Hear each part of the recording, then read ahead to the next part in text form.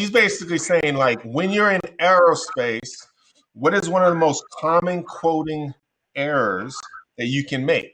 I guess I'll start this off. Like, one thing that I'll say right off the bat is quoting too low would be a huge mistake.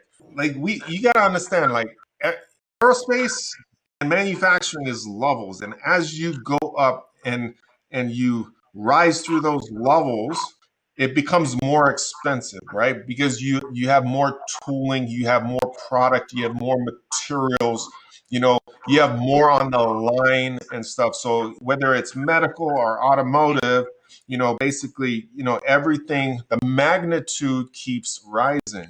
But when you get into aerospace, you're dealing with complex materials, hard materials. Titanium is actually soft compared to, Monel and A286 and Hastelloy and these different materials and stuff.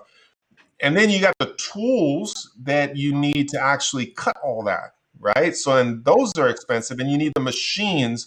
So if you go in on a big project, some of these projects last for, months and even Years. 6 months and years, and Yeah. you go in and you quote wrong, you can literally, like, at times hand your keys away because, like, you just lost your shop because you went under contract for something that there's no way that you can actually accomplish it. Um, so that's one thing. Don't quote low. Right.